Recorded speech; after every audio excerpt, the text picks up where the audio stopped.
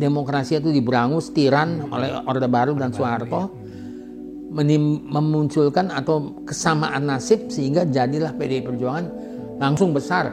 Ya, sampai sekarang ya Bang ya? 30% dan sampai sekarang. Ya. Bung Karno dijatuhkan oleh Soeharto, dipaksakanlah 3 partai waktu itu. Tapi itu pakai pemaksaan. Iya. Ya.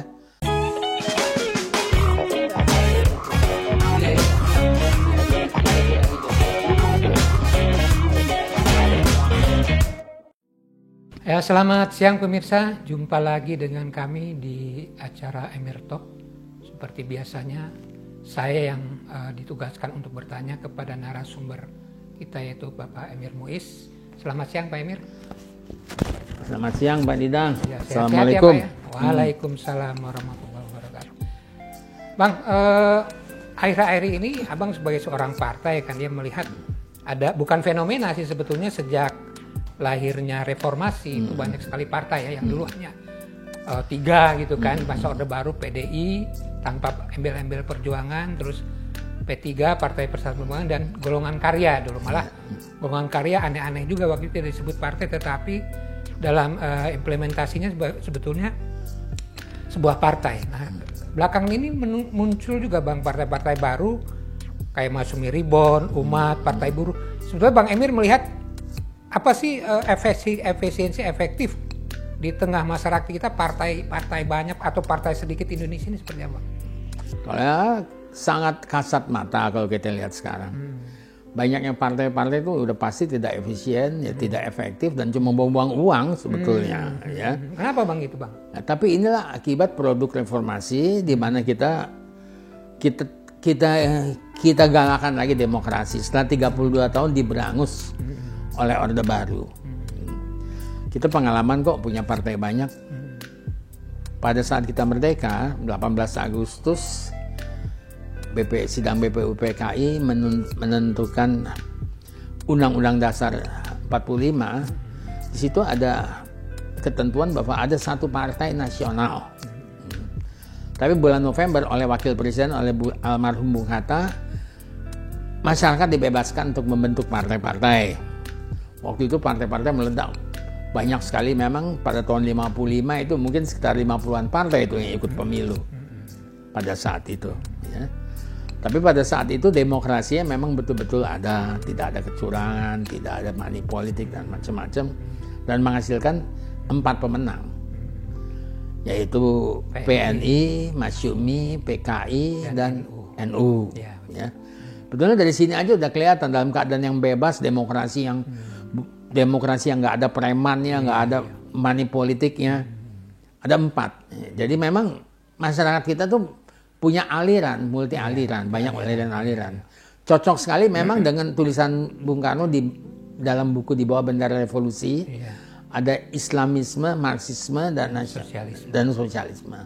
Jadi ada di situ.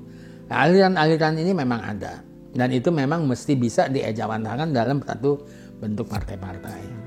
Cuma kalau sekarang ini saya melihat partai-partai juga jadi nggak jelas ideologinya, kadang-kadang jadi sama, ya. Mestinya partai kan based on ideologinya apa. Ini banyak yang sama, banyak apa. Jadi perlunya apa sebetulnya? Yang ditawarkan sama ya Pak? Ya, itu jadi tanda tanya. Ini hanya sebagai jalan untuk mencari keuntungan ekonomi atau kekuasaan. Dan memang nggak mudah bikin partai. Saya sebagai orang partai tahu betul susahnya setengah mati. PDI Perjuangan bisa hidup, dia lahir dari PDI dan PNI, diteruskan, ditambah saat itu keadaan politik yang demokrasi itu diberangus, tiran oleh Orde Baru dan Soeharto, memunculkan atau kesamaan nasib sehingga jadilah PDI Perjuangan langsung besar. Sampai sekarang ya Bang ya? 30% dan sampai sekarang. Ya. Mau bikin kayak begitu lagi, rasanya saat sekarang sangat sulit ya. Satu-satunya saya lihat yang agak berhasil partai yang baru dibikin mungkin sampai hari ini Demokrat. Ya. Itu Demokrat karena 10 tahun didukung juga oleh presidennya ya, oleh Pak SBY waktu itu. Nah, tapi kita lihat kan sekarang setelah Pak SBY nggak jadi presiden mulai banyak prahara lagi di situ. Ya, apakah itu nanti akan pecah-pecah lagi seperti Golkar? Ya, pecah-pecah banyak. Jadi kalau saya melihatnya sebetulnya nggak banyak gunanya partai-partai itu. Cuma sistem kita sekarang di mana kita menganut suatu sistem yang demokratis, itu nggak bisa juga kita stop. Iya. Kecuali nanti ada satu kesepakatan ya bagaimana persyaratan untuk bisa membentuk suatu partai. Nah sekarang kan udah mulai bahwa untuk bisa menunjuk presiden harus ada koalisi beberapa partai 20% dari total. Threshold ya. Ada minimum thresholdnya. Nah, sekarang mulai ribut lagi, nggak usah ada threshold, siapa aja boleh independen. Iya. Wah ini kan jadi nggak beraturan kalau begitu. Itu.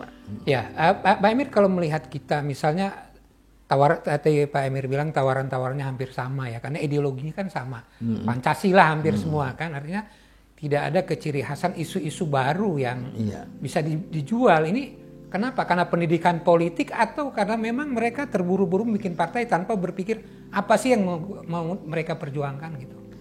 Ya ini sebenarnya memang sangat kasat mata deh kalau kita lihat ada partai baru muncul misalnya. Apa maunya? Ya mungkin terakhir saya ingat ada PSI ya. Mereka ingin menggait kaum milenial ya. Tapi saya lihat juga ya nggak pernah sih milenial begitu banyak kok.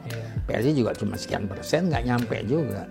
Dan betulnya syaratnya kan mahal sekali membuka kantor di sekian ratus kabupaten sekian puluh provinsi betul. 50% 50%. Itu kalau bukan orang yang sudah punya jaringan network banyak di seluruh Indonesia, ada persamaan nasib, ada persamaan tujuan, persamaan ideologi, nggak mungkin. Ini mungkin yang bisa lakukan itu hanya orang kaya yang punya uang aja. Ya, terus Pak Emir melihatnya kalau dulu kan hanya 4 partai Pak ya. Dari puluhan itu yang menangkan 4 partai. Ada banyak aliran tetapi yang menang PNI tadi kan Masumi, NU dan PKI itu Pak ya. Nah kalau sekarang ini bisa nggak diakomodir itu Bang? Menjadi seperti Bang Emir tadi bahwa partai ini nggak terlalu banyak. Dan mereka apa yang mereka tawarkan sih? Tapi kemudian mengkristal menjadi sekian partai itu bisa nggak? Kesadaran politisi Nah, atau? kalau kita lihat sejarahnya ya, waktu tahun 55 dari sekian puluh partai, dia bisa mengerucut tanpa dipaksa lewat suatu dinamika yang alamiah. Demokrasi, sisa 10 partai kan. Iya, betul. Ada 10 partai. Ada Murba. Kemudian Bung Karno jatuh. Bung Karno dijatuhkan oleh Soeharto. Dipaksakanlah 3 partai gitu. Tapi itu pakai pemaksaan. Ya. Dan bisa. Ternyata memang bisa aja karena memang apa? Karena persamaan ideologi tadi antara PPP dan PDI waktu itu ya. Kalau Golkar itu kan sebetulnya bukan partai, itu kan semua aparat di luar politisi jadi kumpulin di sana ya. ABRI pokoknya korprinya, ABRI segala macam dikumpul. Baru tahun 99 dia berubah jadi Partai Golkar kan. Nah kalau sekarang ini ya mungkin apa yang dikatakan ada threshold itu ya betul tuh. 3%. Kalau mestinya sih begini, mestinya ada berapa fraksi di DPR? Ada 11. Paling enggak mereka mesti punya 11 member. Ya, jadi berapa persen? Nah, kalau misalnya 3% dari 550 kan artinya ada 16 kursi ya. 16 kursi. Ya ditentukan aja itu. Kalau nggak dapat sampai segitu, ya buat apa? Hanya ya sekarang banyak orang kaya sih itu akumulasi modalnya untuk bikin satu partai sampai bisa ikut pemilu tuh triliun.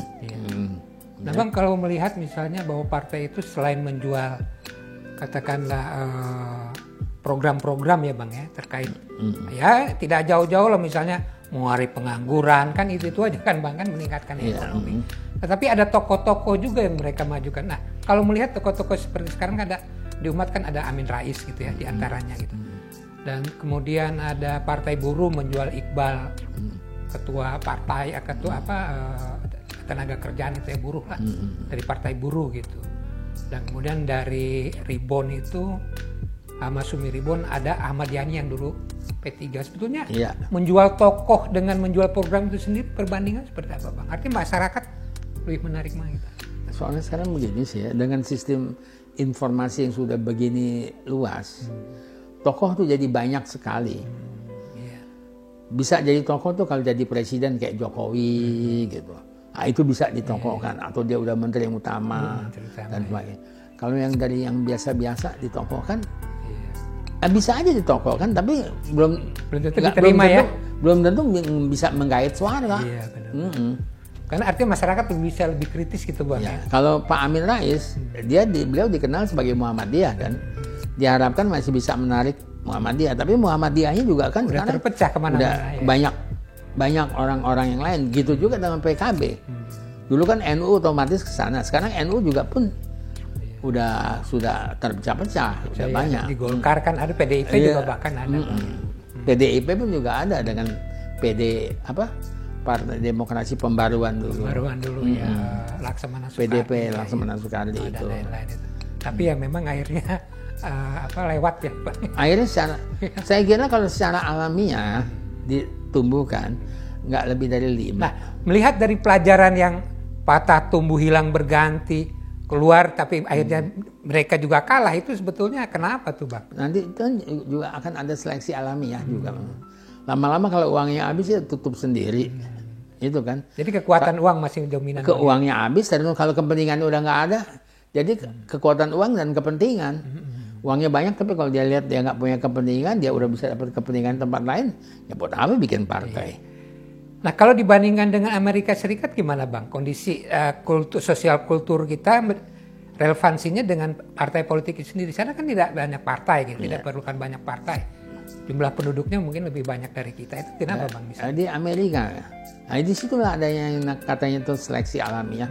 Di Amerika banyak loh partai, bukan cuma 2. Tapi secara alami akhirnya 2 yang muncul, Demokrat dan Republik. Walaupun secara ideologis bedanya nggak banyak. Cuma yang satu mungkin lebih ke kanan, lebih galak, lebih liberal atau lebih imperialis. Yang satu lebih demokrat. Model Trump lah gitu Bang. Iya, agresif ya. Trump terus dengan model yang sosial demokrat, sosdemnya atau apanya yang lebih bela ke rakyat kecil dan lebih manusiawi pada dunia ketiga. Akhirnya tinggal itu aja kan bedanya. Nah kalau Bang Emir melihat, Bang Emir kan pernah tinggal di Amerika ya gitu. Mungkin pada masa pemilu atau sebelum pemilu, artinya giroh politik di sana kan juga masyarakatnya kuat gitu dibandingkan dengan kita. Kira-kira apa sih Bang yang menjadi kekuatan mereka? Hanya menjadi partai itu sedikit gitu. Sebetulnya kita di Indonesia kita lebih peduli pada partai, masyarakatnya ya. Di sana dalam pergaulan sehari-hari nggak ada tuh dia orang Demokrat, dia orang Republik, ya. Kecuali dia memang politisi. Dia kalau kita masyarakatnya terlibat Bang ya. Kita masyarakatnya terlibat. Cebong kampret gitu. Iya. Ya, di sini terlibat sekali. Iya. Itu kenapa tuh Bang backgroundnya tuh? Ya nanti secara alami, mungkin nanti kalau ekonominya udah lebih bagus ya, pendidikannya tambah tinggi, orang berpikir ya nanti politik tinggal mereka bisa melihat secara lebih objektif. Oh ini lebih bagus, nanti saya ke sana gitu. Jadi faktor-faktor utama apa tuh Bang yang katakanlah partai itu bisa tereduksi menjadi sedikit gitu ya. Mungkin sekarang belasan lah, katakan menjadi 4 atau 5 partai aja di Indonesia, itu faktor-faktor apa Bang yang bisa membuat kita seperti itu? Ya faktornya kemakmuran rakyat tuh udah kualitas hidup rakyat udah lebih baik ya, pendidikannya lebih baik, ekonominya udah lebih baik, mereka juga bisa hidup senang, bisa hidup memenuhi standar kehidupannya dengan normal tanpa mesti macam-macam. Ya politik bagi mereka ada ya 5 tahun sekali aja. Sehingga kalau kampanye juga di Amerika bikin kampanye partai itu saya nggak pernah lihat kecuali kampanye presiden ada. Iya.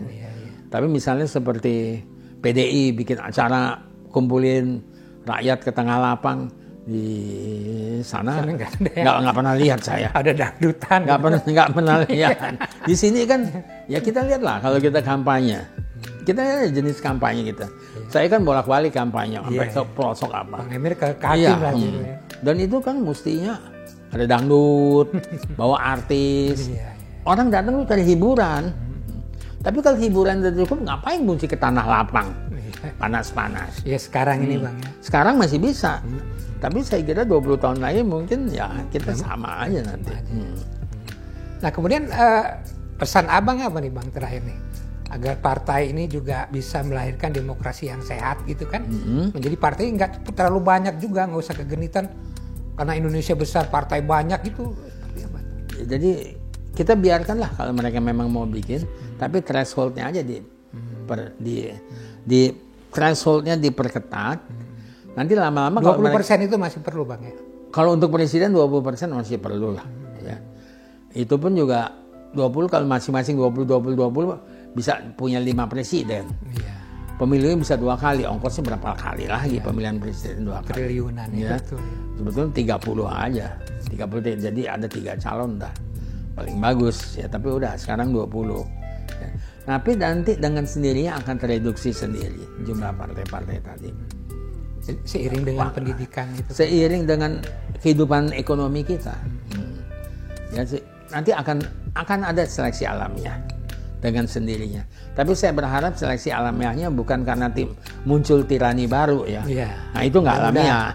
Mudah-mudahan. Emang bisa tiba-tiba timbul pemimpin yang amat sangat kuat, di backing dengan senjata, dia bisa bikin single partai kalau dia mau. Jangan sampai seperti itu juga. Jangan sampai juga terulang lagi ya Bang ya. Jangan sampai terulang lagi. Iya. Makasih Bang Emir. Makasih kembali. Obrolannya siang ini ya. Terima kasih. Demikian pemirsa obrolan kita mengenai partai politik. Mudah-mudahan ada manfaatnya. Terima kasih. Wassalam.